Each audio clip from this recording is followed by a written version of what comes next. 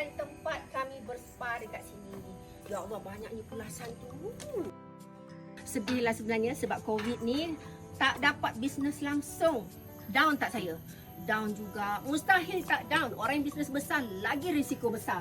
Tapi gembirakan hati tengok pokok. Jom tengok ni. Ni cantiknya. Ini pokok peacock. Ini pokok pulasan. Ya Allah. Macam bunga kan? Macam bunga kan?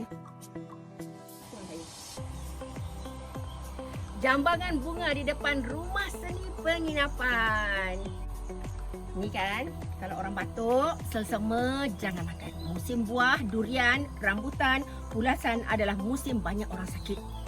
Jom kita singgah sebentar dekat rumah sini.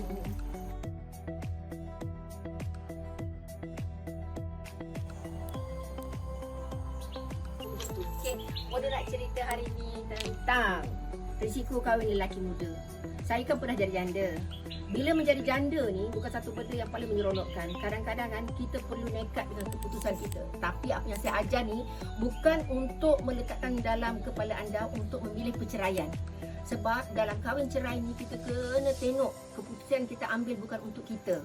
Pertama untuk agama, yang kedua untuk kesihatan mental, yang ketiga untuk anak-anak, yang keempat ialah keluarga kita. Sebab bila kita membuat keputusan bercerai bukan antara kita dengan suami saja tahu, tapi dia efek pada semua sekali. Okey, nak mencari jalan penyelesaian yang terbaik sebelum kita bercerai adalah dengan bermuafakat supaya lepas bercerai tu kita tidak ada risiko. Tapi jarang kita orang Melayu ni kan, kalau kita nak bercerai tu memang berat sangat dan takkan dapat diselesaikan yang baik. Kalau dapat selesaikan yang baik pun cuma mungkin dalam 2% saja di kalangan pasangan-pasangan dekat Malaysia. Gitu. Yang topik saya nak bincangkan hari ni sebenarnya lebih kepada risiko menjadi janda di usia 38 ke 40 tahun ke atas. Risikonya ialah kita sukar untuk mendapat pasangan yang bukan suami orang. Dan di celah-celah pemelut ini untuk memilih pasangan baru selepas bercerai, kesunyian dengan keperluan, kita terpaksa nak kahwin dengan suami orang. Adakah itu bijak? Tak. Sangat tak bijak. Sebab kita lari daripada satu masalah dengan bekas suami yang sebelum ni, yang bujang lah kononnya, kita bercerai, nak kahwin dengan lelaki baru yang lebih baik. Kena tengok, letak betul-betul perkataan tu. Yang lebih baik, lebih solehah, lebih stable, ekonomi dan juga emosi, perangainya, akhlaknya. Kita berkahwin dengan suami orang. Yes, baik. Yang tak baik ialah kita mencipta satu masalah baru, iaitu dia dah bawa dia punya history belakang. Dia sedang membawa history dia. Saya adalah suami orang, saya ada anak dan kita tak tahu dia punya mental tu betul-betul sayang kita atau hanya untuk syahwat atau nak menolong. Dan kita pun terperangkaplah dalam cinta, dalam konflik baru, iaitu daripada kesedihan dan konflik yang bakal dibina daripada isterinya, daripada anak-anaknya, daripada dirinya, daripada financialnya. Kita mencipta masalah baru. Sebab tu ramai orang nak kahwin dengan lelaki muda yang tidak bersuami. Pun risiko. Sebab bila kita berkahwin dengan lelaki muda, masalah lain pula.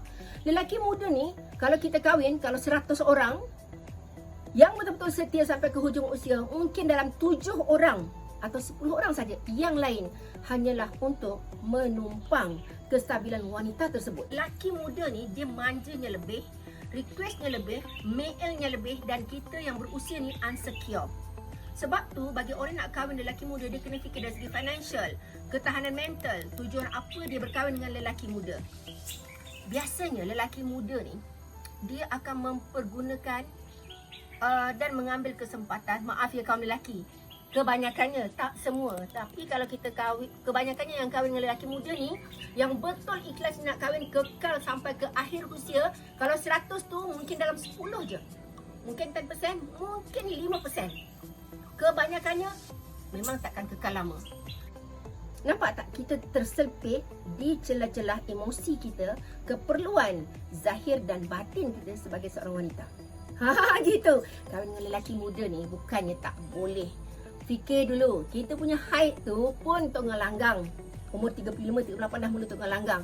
Kita mungkin akan menopause dalam umur 45. Sedangkan lelaki yang jarak usia tak kisahlah 3 tahun ke, 7 tahun ke, 10 tahun ke, Perempuan ni kalau you tak jaga hormon, you tak jaga emosi, penuaan you sangat cepat. You takut dengan diri you sendiri, you tak takut sangat you tak boleh serve suami you, dan suami you start mencari perempuan muda. Adakah you bahagia di ujung usia? Get ready dengan apa saja keputusan yang you buat sebelum berkahwin dengan suami orang, sebelum berkahwin dengan lelaki muda. Sebab tujuan saya bukan menjual produk, tetapi saya nak perempuan tu bijaksana dalam memilih pasangan hidup. Kahwin mudah, nak mengindahkan perkahwinan tu tak mudah.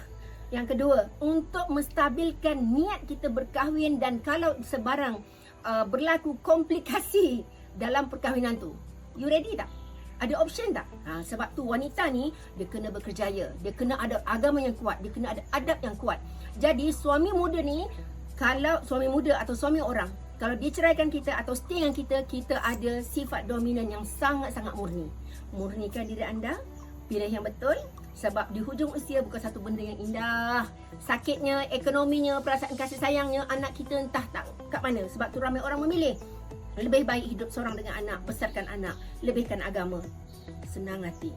Bukan mengajak untuk menjadi wanita single sampai ke hujung usia, tapi berhati-hati dengan apa saja keputusan hidup kita. Sekian, terima kasih.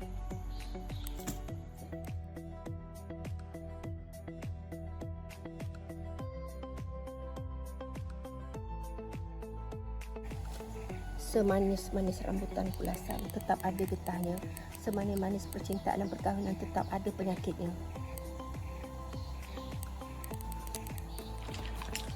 Okey, sadaqallahu alaihi.